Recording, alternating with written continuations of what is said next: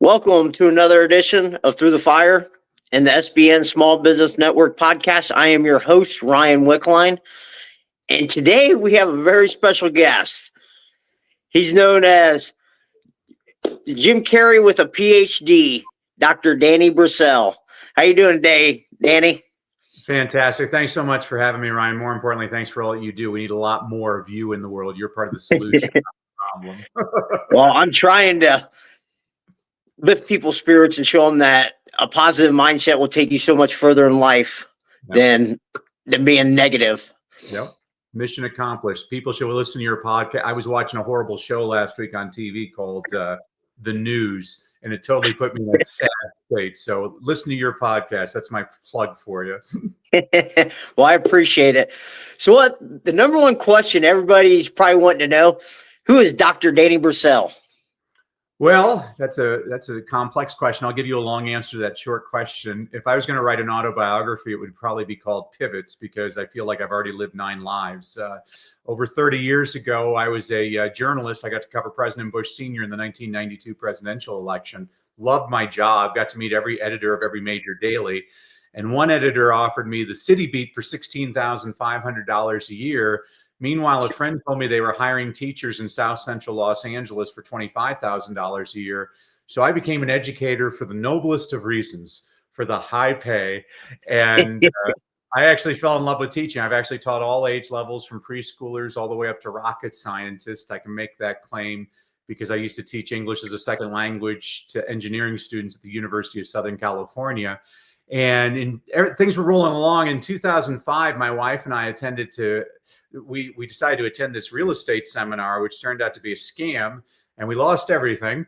And I could give you the woe is me story, but I'm a positive person. I learned a lot from that. First of all, I learned my wife is my soulmate. I put her through the fire, and she stuck right by me. She's an incredible person. Second of all, money's no longer my ultimate end all be all, because I learned you can lose that just like that.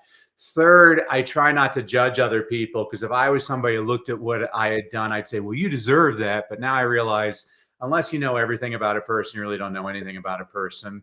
Fourth, I became a Christian, which I'm always embarrassed to admit. But the more I read the Bible, I'm not the first screw up to find Jesus.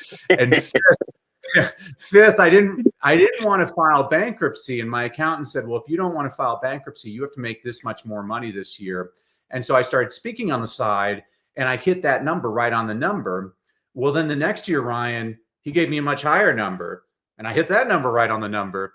So in year 3, I thought, well, maybe I should set a higher number. And basically, during one of the worst economic downturns in American history, I was able to build up a highly lucrative speaking business, which brought me to the attention of a lot of very successful people, some famous, some just very wealthy. And I started coaching for one of the top, well, probably the top coaching, personal motivation coach on the planet. And I got to meet Coach Jimmy Hayes Nelson. And Coach Jimmy and I, we both loved coaching, but the way they used to run coaching was they'd get all these about 30 to 50 entrepreneurs and business owners in a room for $10,000 for 2 days, and we'd help them put together a presentation. And the problem I had with that, and Jimmy had the same problem, was there was really no personalized attention. People came from completely different industries. And even though we helped them put together the presentation, we couldn't continue on our road with them and see how well they did and things like that. And so about 3 years ago, Coach Jimmy and I and our friend Dave Ward, we created the WellCrafted Story Workshops, where now we work, with entrepreneurs, business owners, executives. We help them transform their personal experiences into powerful business stories that inspire action, drive growth, and create lasting impact. And we basically stick to you until you succeed. I only succeed when my clients succeed. And I absolutely love it, because I've always had a very high standard for my students. I won't let you fail. And I find that entrepreneurs and small business owners and executives, they're highly motivated and they do the work. Who knew? So that's a very long answer to your short question, but I've done a lot of different things, Ryan. Yeah, you're definitely like a jack of all trades. Yeah. So one of the part of the journey that I found most fascinating was that you were a teacher in South Central Los Angeles.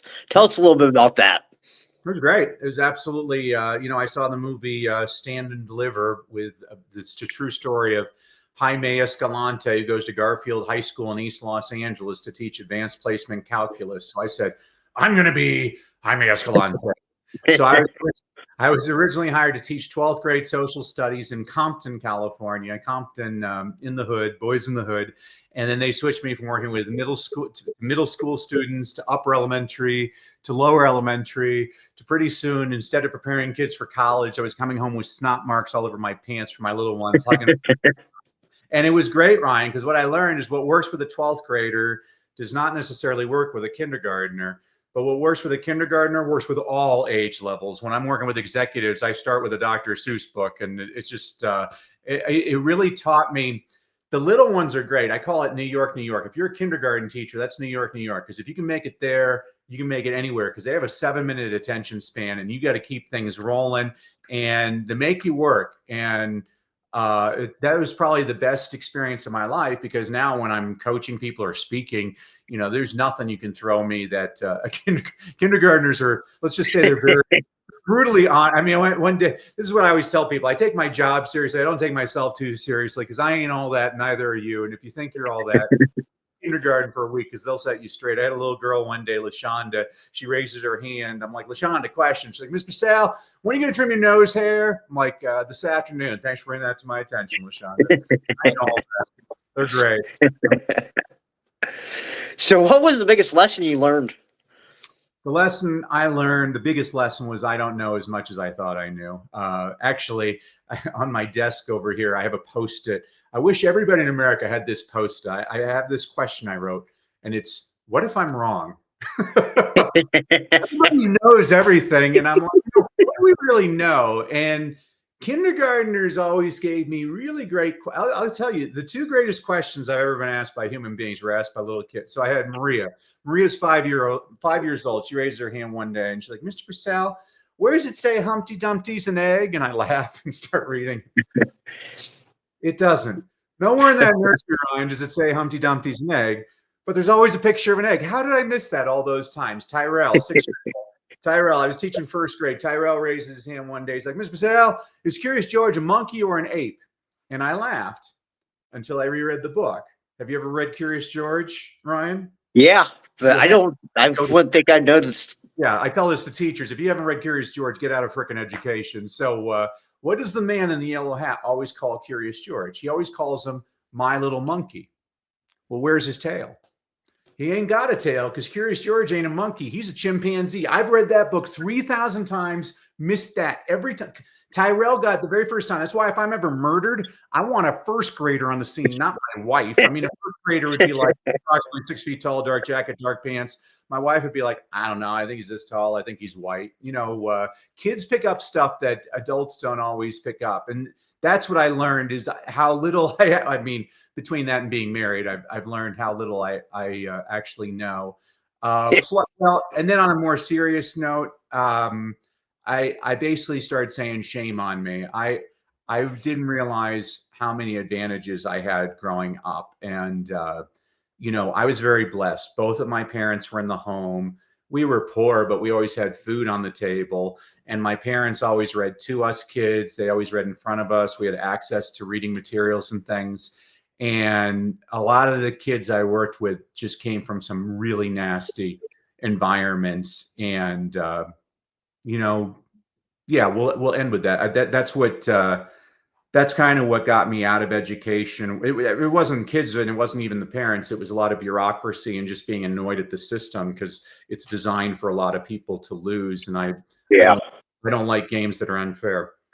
Yeah, I can see that. So what advice would you give to parents who want to help their kids become better readers and better students?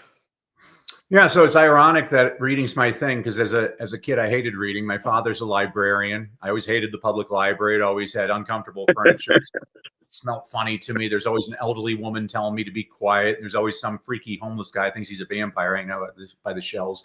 And when I saw that my kids didn't read, my students didn't read, it really kind of irritated me. And I realized that the reason kids don't read is because we force feed them what to read. And you have to understand this. This is for every parent listening right now.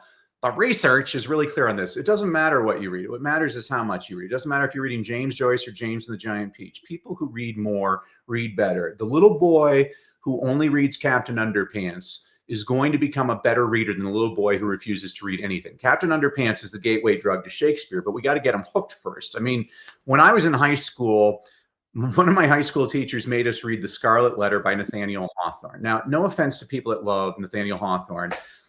The book is basically Hester Prynne commits adultery and she's forced to wear an A on her chest. And I raised my hand in class one day and I asked my teacher if I could wear a B on my chest because I was so bored reading that book.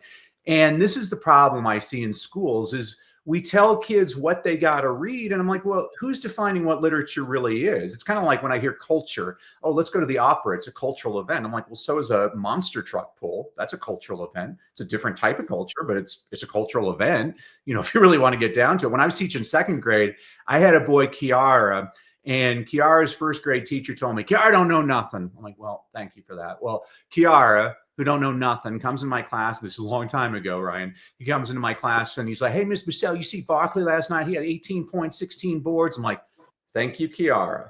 Because from that day forward, Ryan, every day after lunch, I'd sit Kiara on my lap. We'd read the LA Times sports page. And guess what? At the end of the year, he was my best reader.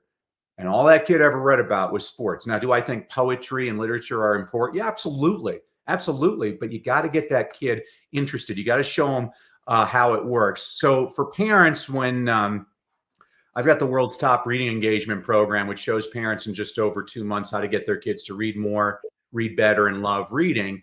And so just a couple of real quick strategies. President Bush Sr.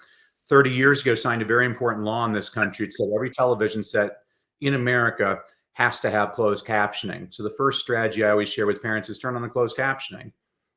And parents will say, well, wait a sec. If the show's in English and the subtitles are in English, what good does that do? I'm like, well, that's a fair point. Let me make a point. Have you ever watched a show with subtitles and not looked at the subtitles? It's actually very difficult to do. Your brain is actually directed towards the text. And there's actual research that supports this. If you look at reading scores around the world, the more kids watch TV, the lower their reading scores are in every single country on the planet except for one. The country where kids watch the most TV has the highest reading scores in the world. It's Finland. And people always ask, well, how can that be? I'm like, because Finland makes really bad TV shows. And so what they have to do is they have to import all these old American sitcoms like Good Times and Happy Days and Welcome Back, Kotter, and they're subtitled in Finnish. The kids are reading all the time. So the first strategy is an easy strategy for every parent.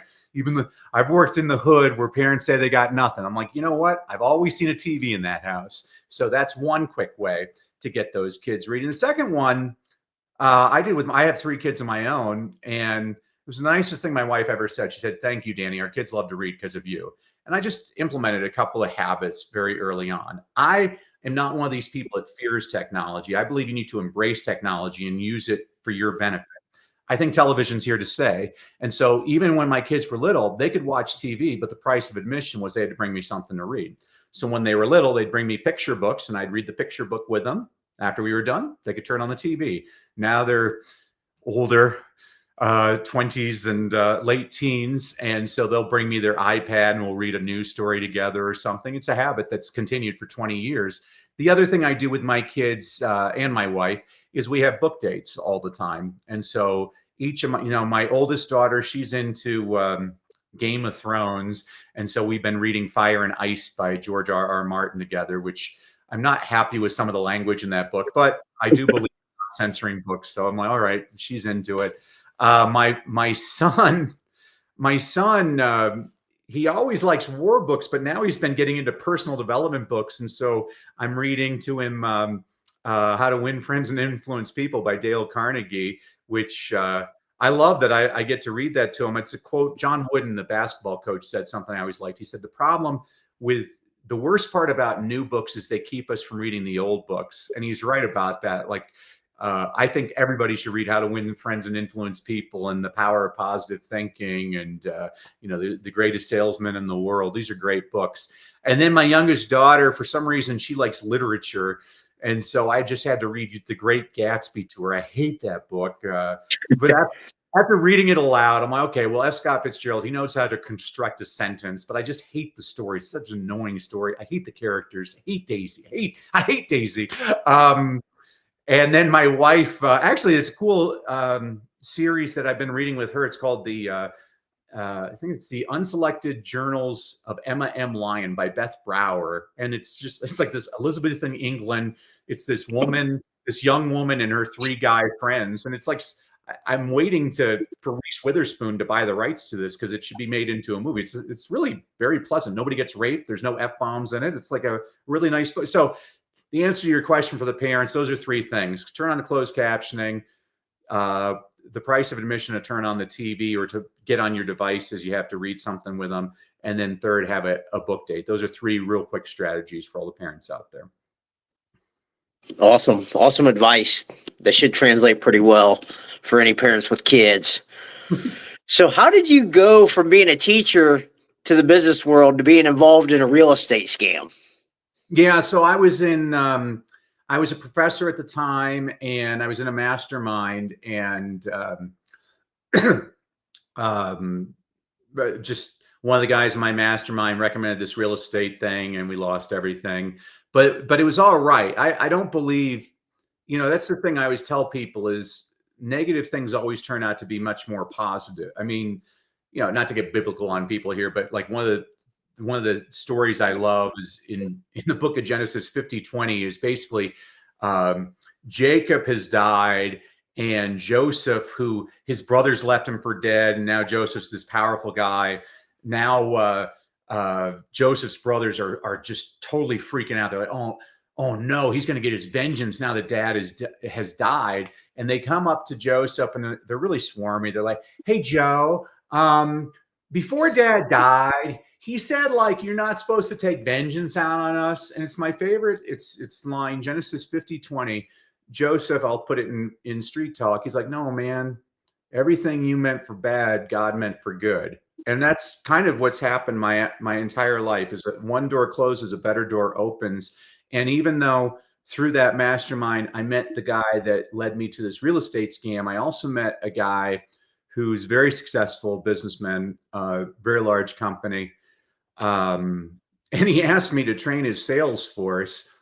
And I said, well, I don't really have any experience doing that. And he looked at me like I was the dumbest person on the planet. He's like, hey, Danny, if you can get middle school inner city boys to read Shakespeare, I'm pretty sure you can motivate my sales team. And that was a huge service. It got me to expand my point of view. I was like, I never thought of it that way. And at one point in one of the masterminds I was in, it was me and 8 billionaires at a table. And I looked at the guys, I'm like, oh, I'm at the wrong table. And they're like, no, stay here, Danny. I'm like, but I'm like a teacher. And they're like, that's true, but you think differently than the rest of us. And you always give us 10 ideas and 9 of them are stupid, but one of them is worth millions of dollars. And again, I needed somebody to tell me that. I was like, wow. So like when I'm working now, I call my partners, Coach Jimmy and Dave, I call us the professor, the performer, and the producer, because my background is in academia. Jimmy was on Broadway, and Dave is a former attorney. And so when talking about clients, the difference between Jimmy and me is Jimmy names all of our clients. I like to not disclose all of the people that we've worked with. We've worked with some really great, famous people. Actually, though, the people I like the best are usually struggling business owners. We show them how to put together a presentation that, I had I had a guy just a couple of months ago, and he's quintupled his business just because of a couple of things we did with his speech. And that's where I get a lot of the gratification, and work with. I work with a very famous athlete. I'm not going to tell you the sport, but everybody would know who he is. And it's amazing to me. He can perform in front of hundreds of thousands of people, but you put him on a stage and he pees his pants. He is so scared. And working with him was a lot of fun too, because I work with a lot of people with stage fright. Most people don't feel comfortable on stage, and there's easy things to do with stage fright. But that's where I really enjoy it. So that's a roundabout answer to your question is, a lot of bad things happen because of the real estate thing, but a lot of good things happen because of that. And I choose to, you talked about this. This is the whole purpose of your podcast is, we have the one thing I can shoot. All you have to do is read Man's Search for Meaning by Viktor Frankl. He was in a concentration camp and he realized the one thing the Nazis couldn't take from him was his attitude. It's like one of the greatest messages I've ever read in my life. And he's exactly right. Every day you got a choice. Am I going to be happy? Am I going to be a jerk? I mean, if you want to be a jerk, sit there and watch some news channel all day and just gripe about all the problems with society. And if you want to be part of the solution, start a podcast and do some positive things for people. Is that the guy who forgave everybody? Who? I'm sorry. The guy from the concentration camp. Wasn't he the one who talked about forgiving everybody? I think I've heard his story. I don't know if it was him, Victor. That's Viktor Frankl. I mean, another good one. I mean, Corrie ten Boom. She passed away probably 50 years ago, but I've listened to speeches and basically she talked about forgiveness, and the Nazi SS officer who killed her sister asked for her forgiveness in front of all these people, and she forgave him. I'm like, man, I mean, yeah. I mean, that's a whole other level when you get people, and that's power, by the way, too. I mean, people that hold grudges. I mean, I got this problem too. I'm just like any other human. I got the Irish in me. The one thing I can remember is a grudge, and I let that go. That doesn't hurt other people. That hurts me, and I'm working on that. Yeah, definitely a work in progress with that thing. So probably the number one fear you probably run into is probably stage fright, isn't it? Mm-hmm. Yep, most of the time. What's some practical tips? I give tips to waiters. I'll give your audience strategies. That's what I always tell people.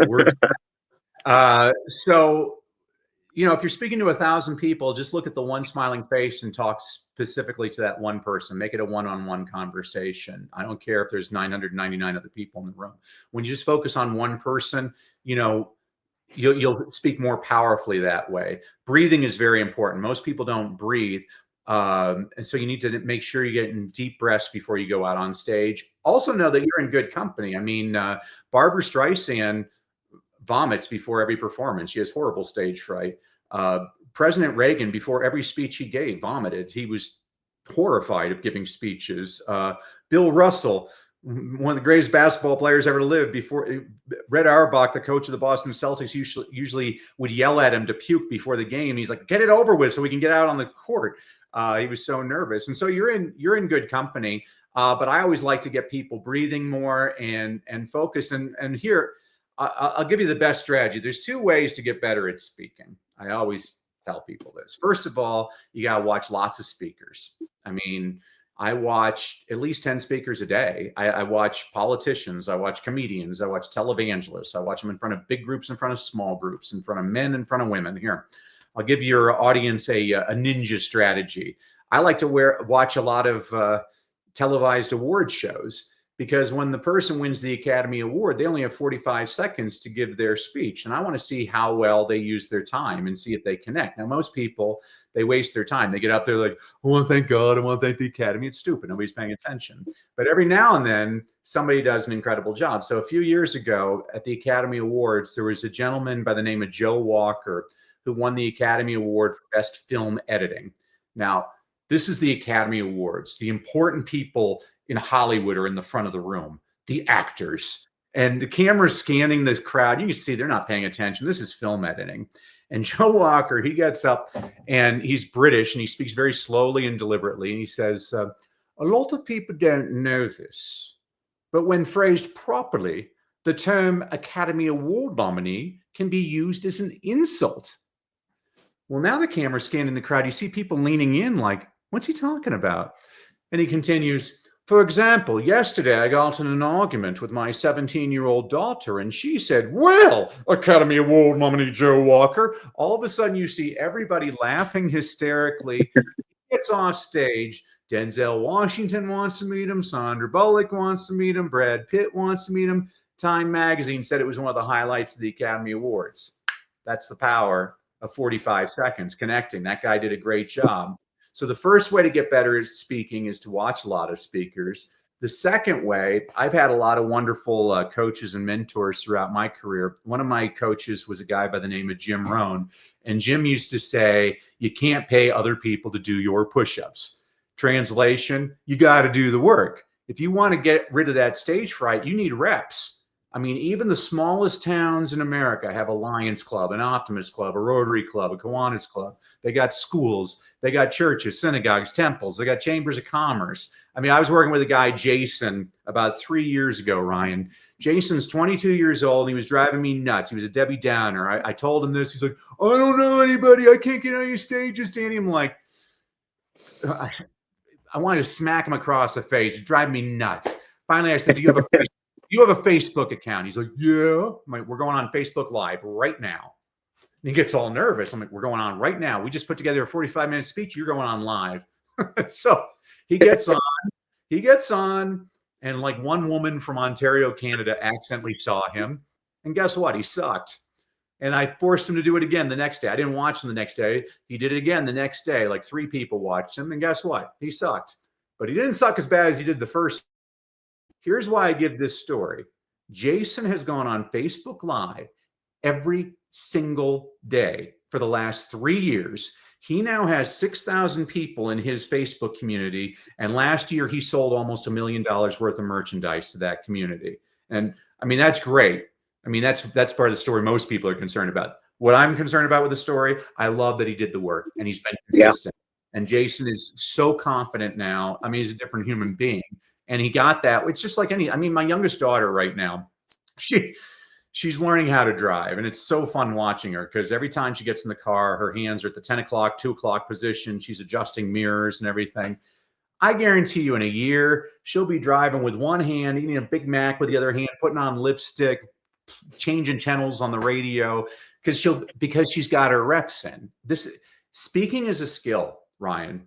All you need are reps. I mean, plus, you know, I had a basketball coach used to say to us, practice doesn't make perfect, only perfect practice makes perfect. And I agree with him. Like we got to make sure you're doing it right. And that's why what Jimmy, Dave, and I do now with our clients is we're going to continue on. I mean, this isn't 2 days with you. We're going to watch. You're going to send us a video. I'm going to watch what you're doing. We had a guy, Scott, work with us, and he was getting speaking engagements, and he was doing a great job, and they loved his performances, but nobody was buying his product. And I said, send me video. He sent us a video, and Jimmy likes to call us the speech chiropractors, and we spotted immediately what he was doing wrong. He just had one story in the wrong part of his talk. He's changed that part. And now he's doing great business, and his appointment calendar is booked through the end of the year. I mean, just from one little tweak. But he didn't know that.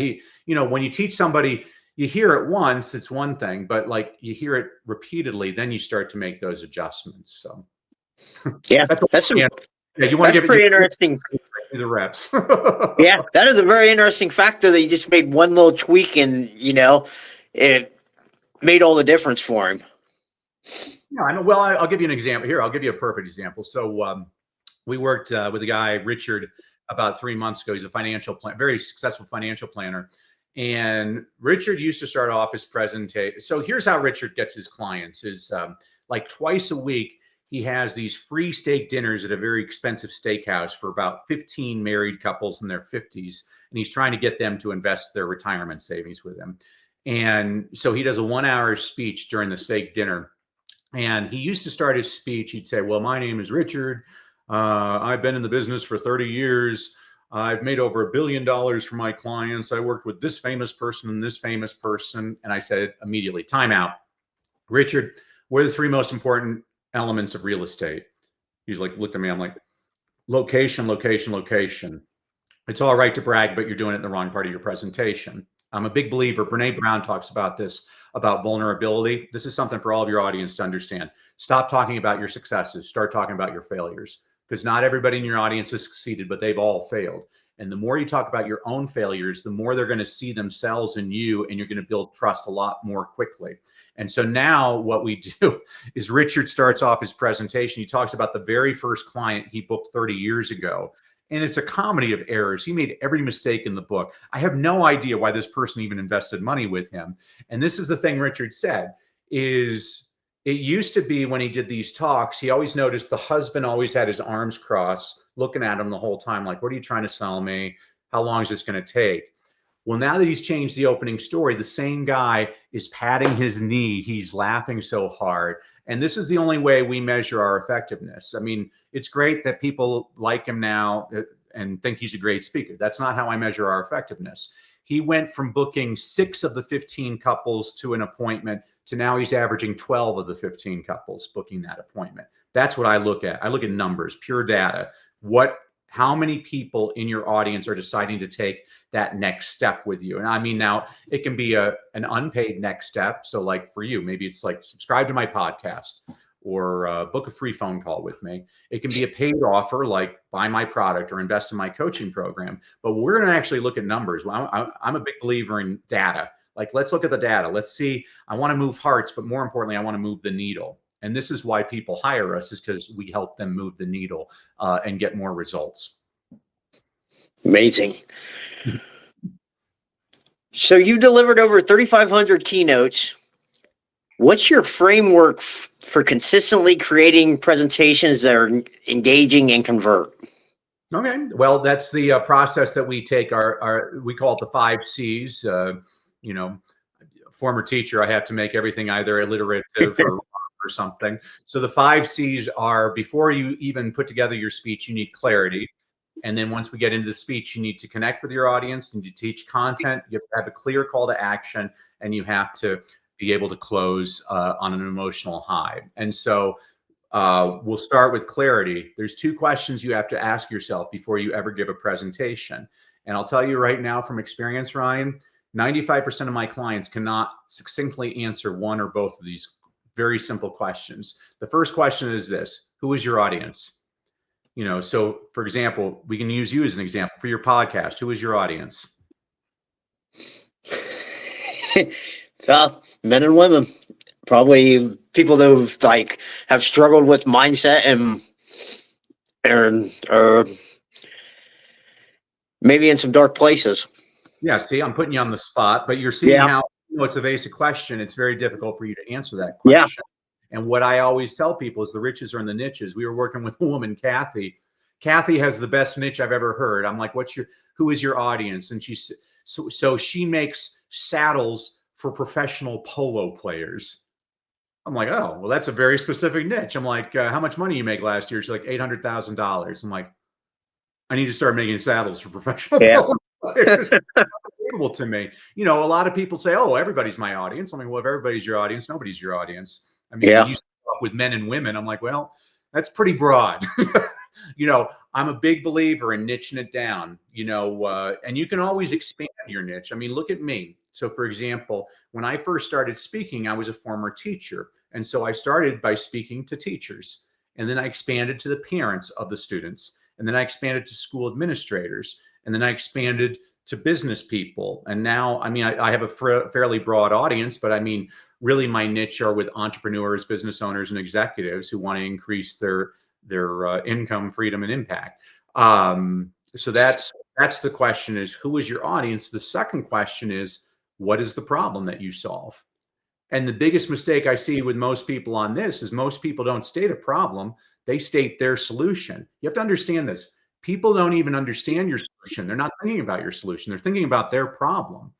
And so we worked with fitness instructors. And I'm like, well, what's the problem you solve? They're like, healthy living. Well, no, healthy living is a good thing. That's your solution. Maybe the problem is obesity. Could that be it? And they say, oh, yeah. I'm like, yeah. So you want to think of the problem from the eyes of your audience. I'm a big fan of Donald Miller, has a great company called Story Brand. And he always says, when you're on stage, you are the guide, and you need to look at your audience as they're the hero. You're Yoda, they're Luke Skywalker. How can you edify them and make them understand that you understand their problem? I mean, this leads into the beginning of your presentation, which is connecting with your audience.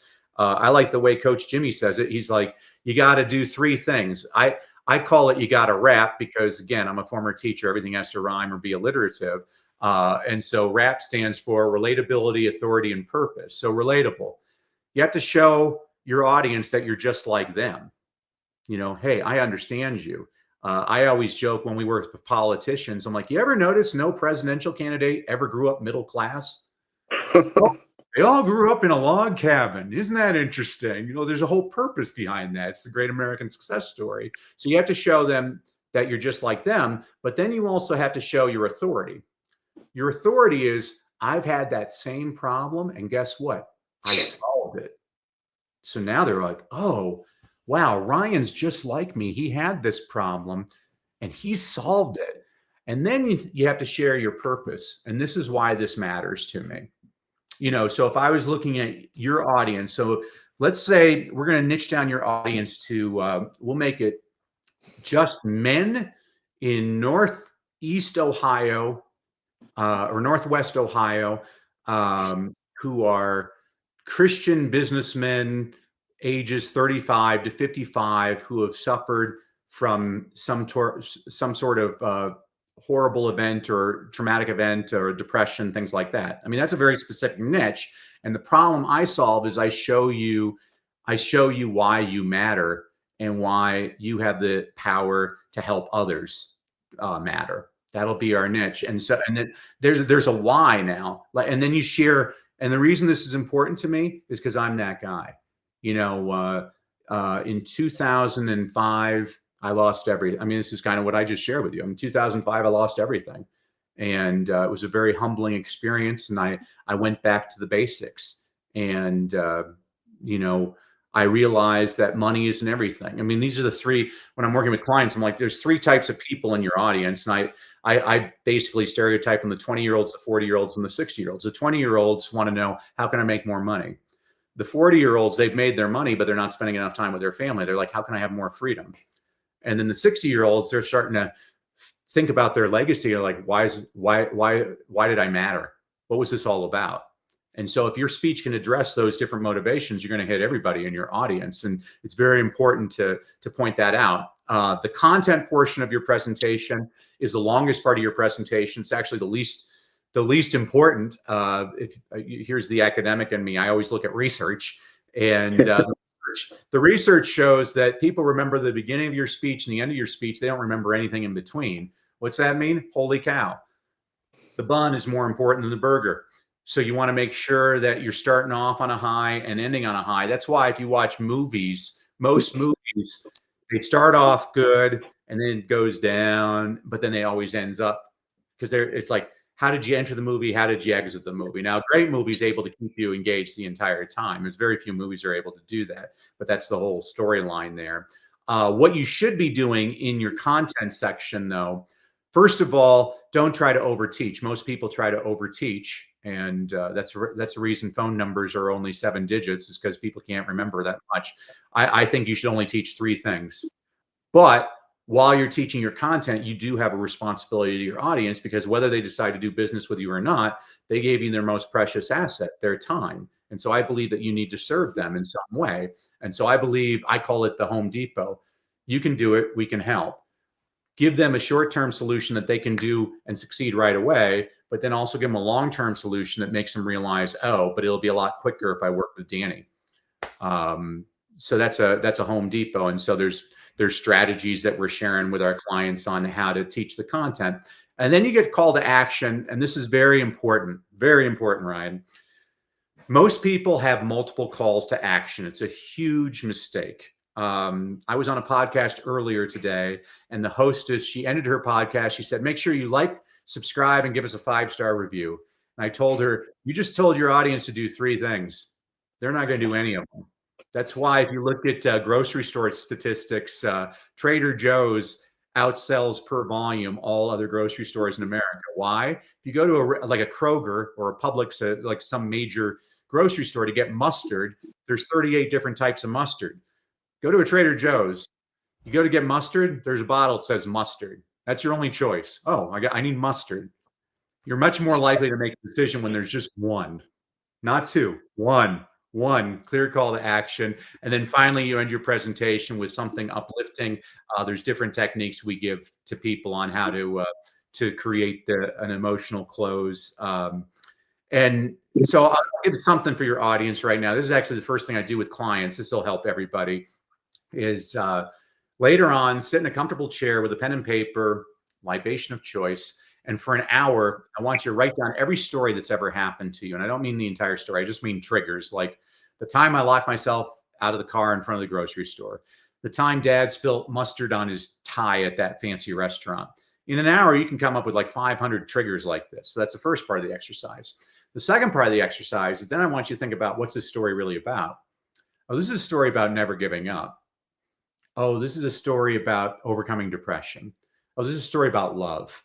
On my computer, I literally have hundreds of files with tens of thousands of stories like this. And so when I'm creating a presentation, I carefully consider, well, what do I want my audience to do based on this story? A lot of people tell stories, but the stories don't mean anything to them. You know, you have to have a very specific, I'll give you an example. I'll go to Kathy again, the professional polo saddle maker. She was having trouble with her call to action. And I said, well, what's the problem? And she's like, well, people aren't buying from me. I'm like, well, why should they buy from you? She said, because I know what I'm doing. I'm like, oh, so you need to hire an expert story. She's like, yes, I need to hire an expert story. I'm like, okay. So here's one in my back pocket. I'll leave you with this.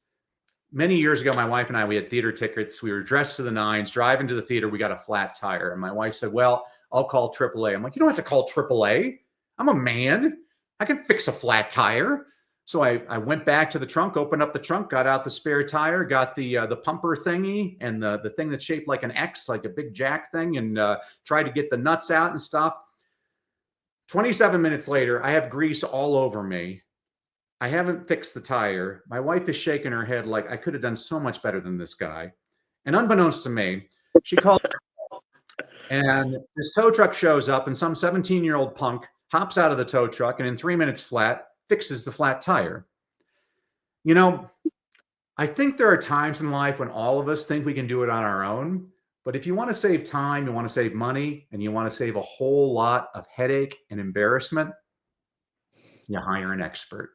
See, this is how I'm using a story now as a metaphor to show my audience why they should hire me to be their speaking coach.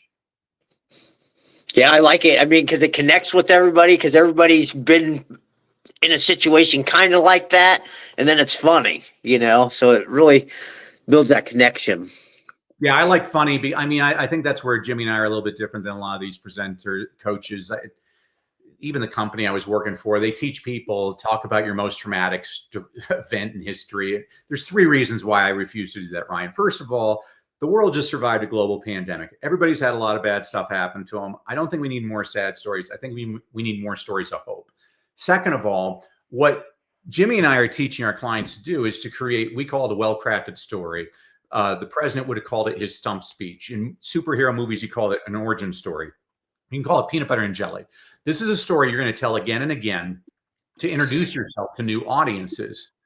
Do you really want to talk about the worst day of your life again and again to new audiences? I mean, I have a friend, his daughter was killed in a school shooting. He's told that story to over 1,000 audiences. You got to be a lot stronger than me to talk about the worst day of your life again and again. And third, and this is where people get angry with me, I have one objective when I'm on stage. I want you to leave feeling better than when you came in. I want you laughing, smiling, happy. I think there's something admirable that's my goal. I believe the people that tell the same sad story again and again, by the 20th time they're telling it, those are now crocodile tears, and now they're being manipulative. And I'm not saying it's not an effective sales strategy. It's actually a very effective sales strategy. But I personally don't want to have to take a shower after I get off stage because I just manipulated my audience. There are ethical ways to get people to want to do business with you. And so I think it's really important to lift people up.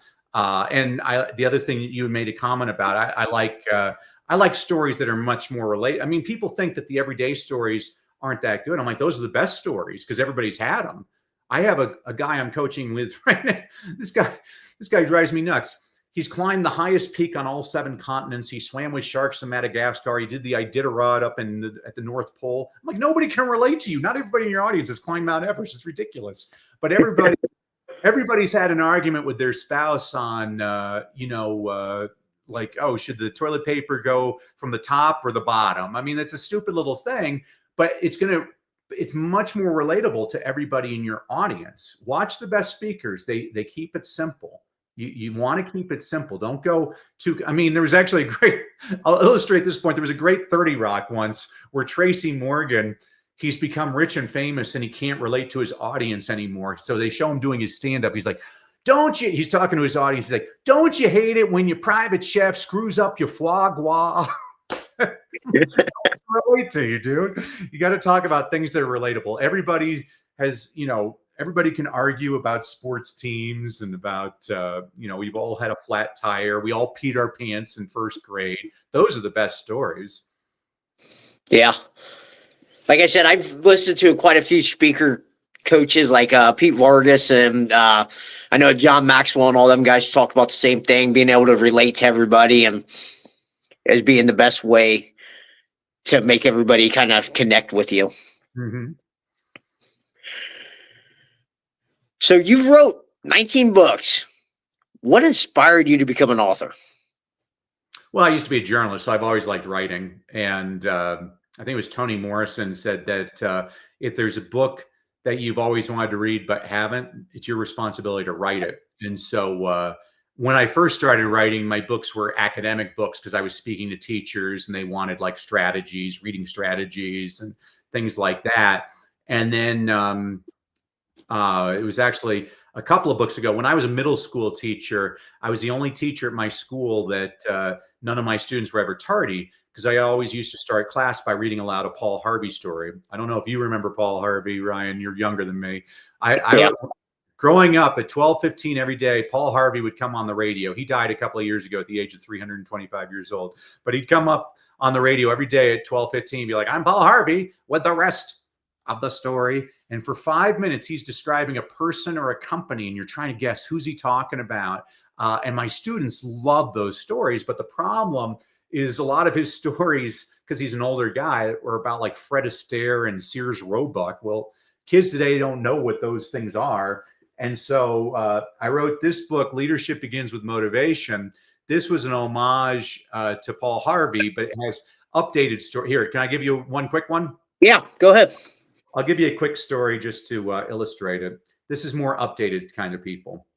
So on the morning of January 17th, 1977, Gary Gilmore, in a plain t-shirt, strapped into a chair with a bag over his head, awaited a firing squad of 5 law enforcement officers to execute him at the state prison in Draper, Utah.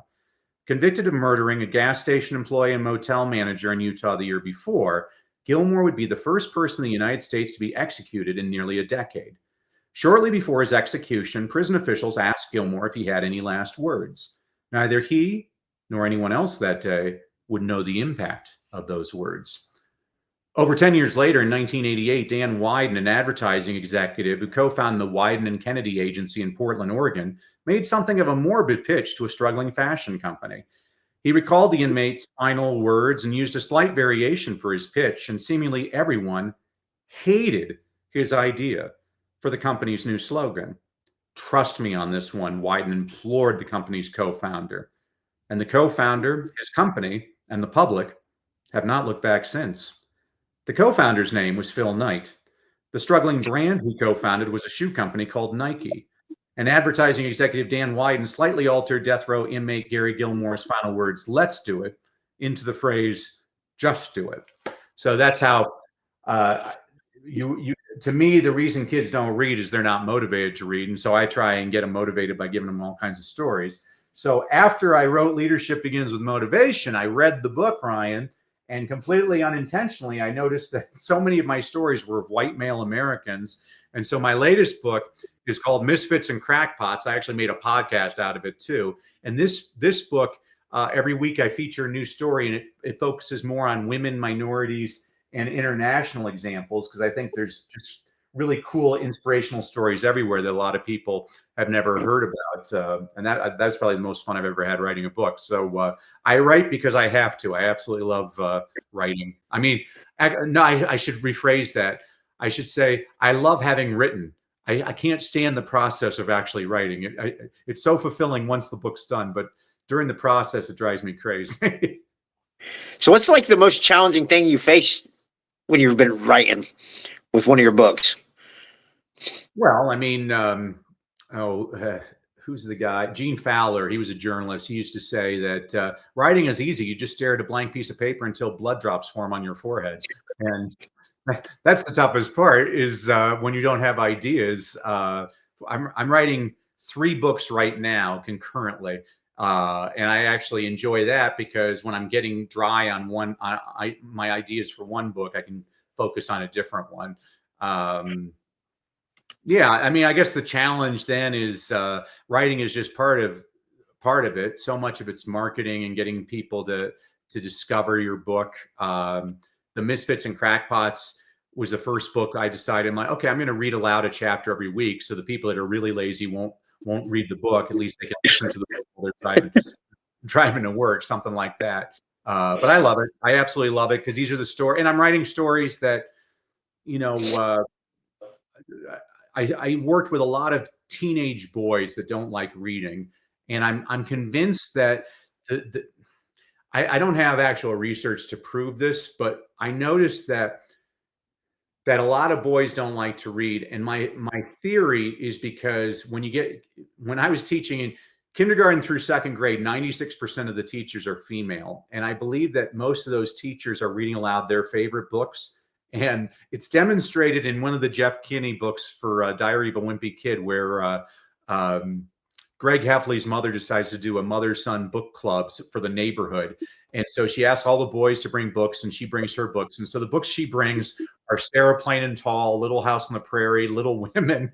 And the books that the boys have brought are like How to Cheat at Video Games, Dinosaurs, Monster Trucks, the Book of Bodily Functions.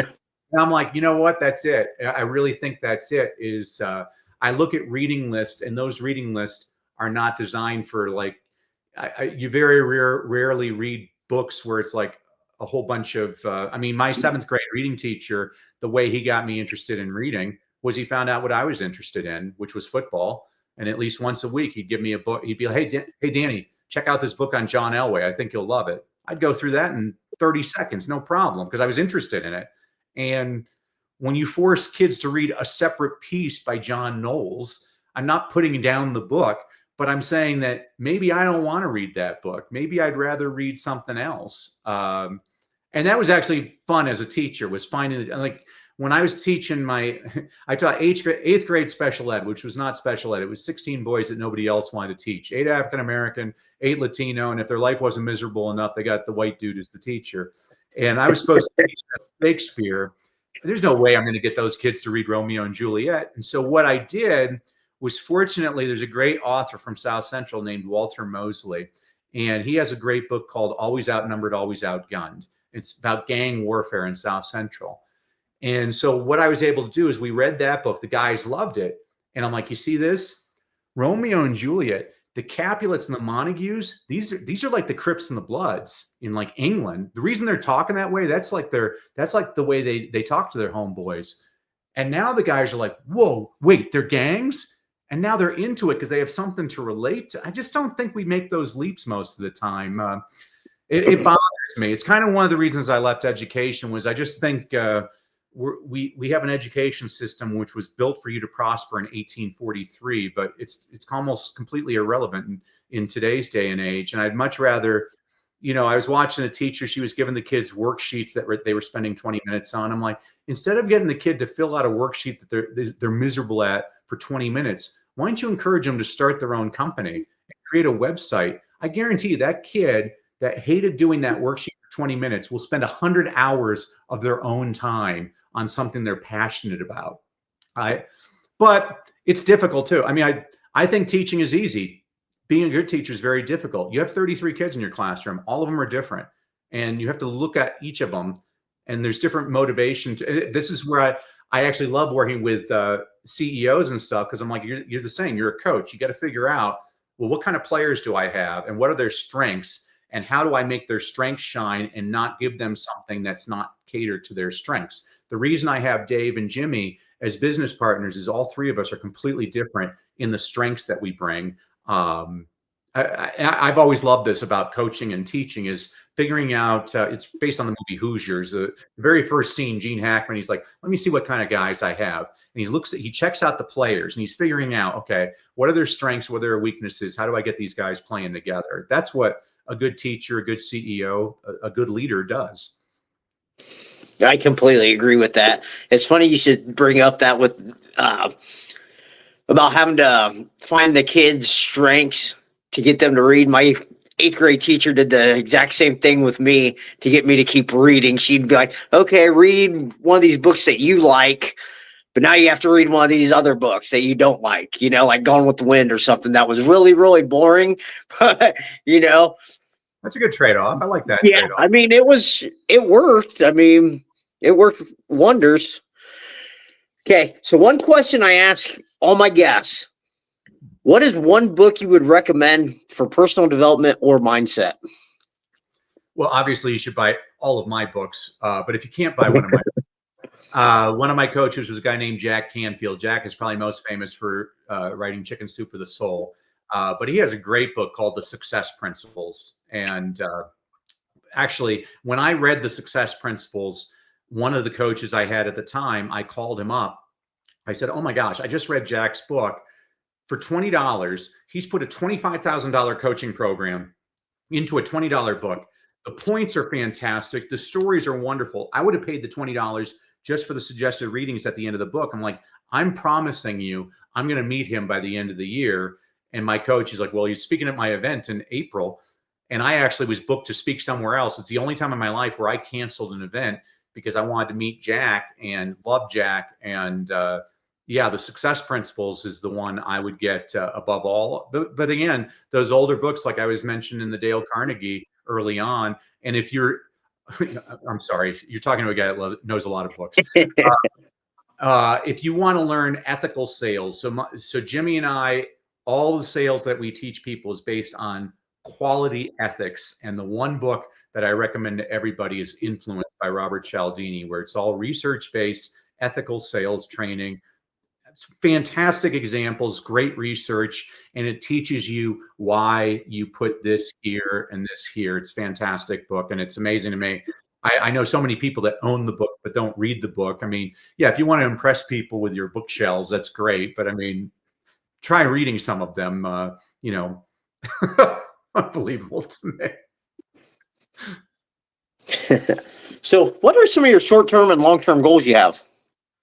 Short-term and long-term. Well, short-term right now, really expanding our business. It's kind of interesting, Ryan. Our business, we used to do kind of similar trainings where we'd bring people to Dallas, Texas. We had this great bourbon bar that we did our training for 14 people for 2 days. We limited it to 14 because with 14, it's perfect because you have enough people to watch other people to learn from their mistakes and their successes, but then you also get the individualized attention. And we still do those once a month. But a lot of companies we found they'd want to send a whole bunch of their people to us, but then they didn't want to like share company secrets or anything. And so now companies just pay for us to, so we were at a Silicon Valley company recently where we were training a bunch of their engineers. And that way they can talk about like their company politics and stuff. And it's not, some strangers not hearing about it. So we do a lot of that. So short term, I think I would love to do maybe one or two of those a month. Maybe do a little bit more international companies. Long term, we have our book coming out. We have some different online courses coming out. I guess we just want to expand our reach so more people know about us. Because I just see there's so many like small business people that fail and they have really good businesses. And it's really the most gratifying thing in the world where you work with a person and they were nearly going to shut their doors and we get them on a couple of stages and they get more business than they know what to do with, which is it's a different problem. It is a problem, but it's a good problem. So I guess long-term it would be to help more people like that.